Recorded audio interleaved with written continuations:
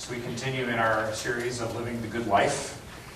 Today thinking about seeing clearly as we hear the story of the healing of blind Bartimaeus that we find in Mark's Gospel, the 10th chapter, beginning with the 46th verse. Hear the word of God. Jesus and the disciples came to Jericho. As he and his disciples and a large crowd were leaving Jericho, Bartimaeus, son of Timaeus, a blind beggar, was sitting by the roadside.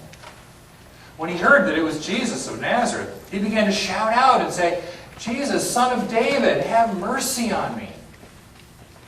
Many sternly ordered him to be quiet, but he cried out even more loudly, "Son of David, have mercy on me." Jesus stood still and said, "Call him here." And they called the blind man, saying to him, "Take heart, get up, he's calling you." So, throwing off his cloak, he sprang up and came to Jesus. And then Jesus said to him, "What do you want me to do for you?" And the blind man said, "My teacher, let me see again." Jesus said to him, "Go, your faith has made you well." Immediately he regained his sight and followed him on the way. The word of the Lord. Thanks be to God. Pray with me. O Lord, may the words of my mouth and meditations of all of our hearts be acceptable in your sight. You are our rock and our Redeemer. Amen.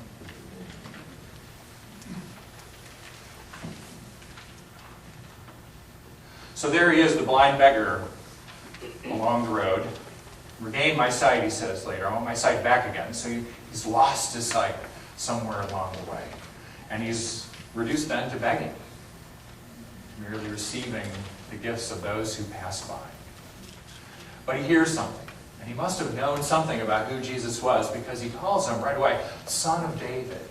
Son of David, which sounds pretty harmless enough to us. Of course, we know from the Christmas story, Jesus is the great-great-great-great-great-grandson of King David. But to call Jesus the great-grandson of a king, it's actually a very brave thing to do in a Roman-occupied territory. "Son of David, I know who you are. Have mercy." And of course, they try to shush him. They try to keep him quiet. Jesus has better things to do than deal with you, the likes of you. But Jesus hears his name called. He hears Son of David. And he says, "Bring him to me." And the man springs up. He leaves his cloak behind. The cloak where probably he would spread out to collect the coins of those who would pass by. Springing by, seemingly confident enough to move, though blind. You know, blind people have a way then of learning how to get around. Jumping up and finding his way to Jesus. Finding his way, you can always imagine him getting close, wanting to be close, coming closer, maybe too close. I can imagine him reaching out for Jesus' face, and touching the whiskers on the side of his face, just to make sure that he's right there, standing face to face with the one he's called Son of David. And then the seemingly obvious question Jesus asks, what do you want me to do for you? But you may remember just a few verses before, Jesus asked two of the disciples, "What do you want me to do for you?" And their answer was, "Oh, well, when you come to your place in the kingdom, we want one of us to sit on your right hand and one at the left." But not Bartimaeus. "No, just give me my sight back again." Immediately, your faith has made you well. He receives his sight, and he follows Jesus on the way. So what's the point of the story? What's the point of the story? Is it that Jesus has the power to restore eyesight? I mean, he certainly does. That's what happens in the story. He gives the blind man his sight again. Is it that he can make the blind see? So is the point that if you or I are in a situation where we're starting to lose our eyesight, where we're starting to see less clearly, where macular degeneration is setting in, we can pray, and Jesus will give us our sight back again? Well, maybe, but if that's the whole point of the story, then the story is focused pretty narrowly. Surely there's something more. Surely there's something more. And the clue comes in the very last verse. Immediately he regained his sight and followed him on the way. And again, the way. It sounds harmless enough, an easy phrase. Follows them on the way. They're headed on their way. But no, the way. The way. Was in very early times. That was the people who were followers of Jesus, the people of God, the early Christians, the first Christians were called people of the way. People who followed Jesus not just on the path from Jericho, but people who followed Jesus in his way, in the life of compassion that he lived and that he asked those who followed him to live. So perhaps the blind man receiving his sight again, sure, it's his visual acuity, it's the ability to see, but it's also a different kind of a sight, a different kind of a vision, a different kind of a knowing what really matters in life, knowing what path to follow, knowing which way to go.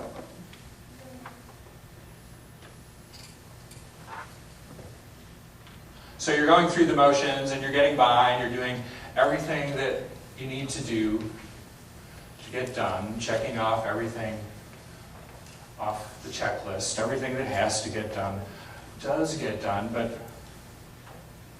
there's always that commotion in the background. What if you sprang up and came face to face with Jesus? Close enough maybe even to touch the whiskers on his chin. To see if maybe Jesus will give you a different kind of a sight. A different way to live this life that seems to be going nowhere.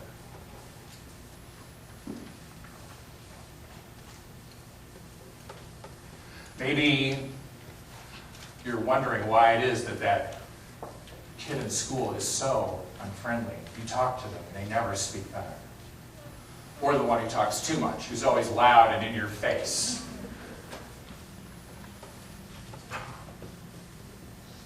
People at school, or the people at work, or the people next door. But what might happen if you sprang up and came face to face with Jesus, close enough to touch the whiskers on his chin? And you saw that both the loud one and the one who won't say a word are both afraid on the inside. That's why they act the way they do. What if you came face to face with Jesus and had a whole different way of seeing the people you encounter every day?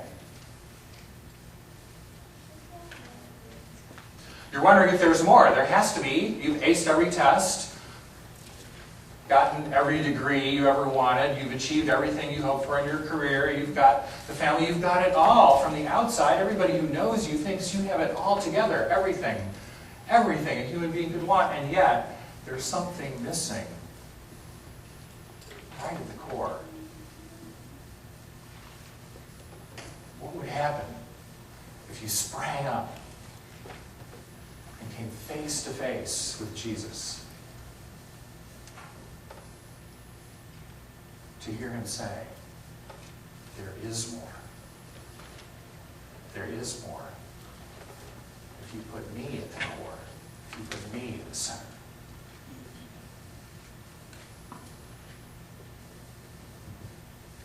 Life has done you in.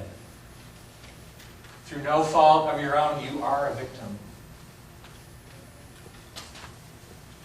And you can wear that label the rest of your days if you want it. Everyone will understand, but it's not much of a life. What would it mean if you sprang up and came face to face with Jesus? To hear him say to you, I have more for you to do. if you follow me on the way.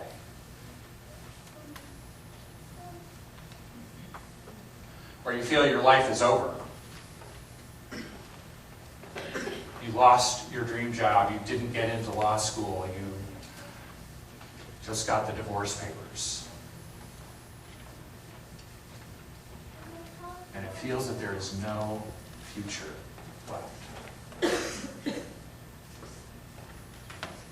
What would it mean if you sprang up and came face to face with Jesus, close enough to touch the whiskers on his chin, and realize that this dying and rising that he's been talking about doesn't happen just at the end of your life. It can happen right now. That there's a lot more life to live if you will only follow him on the way.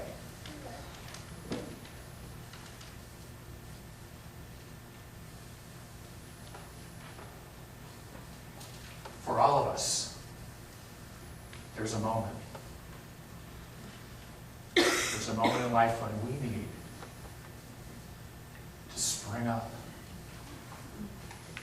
to leave our cloak behind,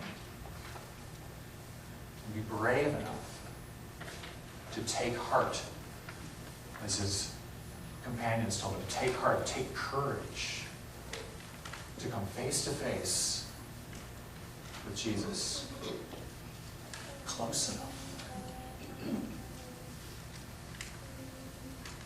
to hear his voice and see if he isn't calling you to take a different path, to follow him on the way. Pray with me. Oh Lord, give us the eyes to see the way you would have us follow. For Christ's sake, for the world's sake, and for our own sakes. Amen.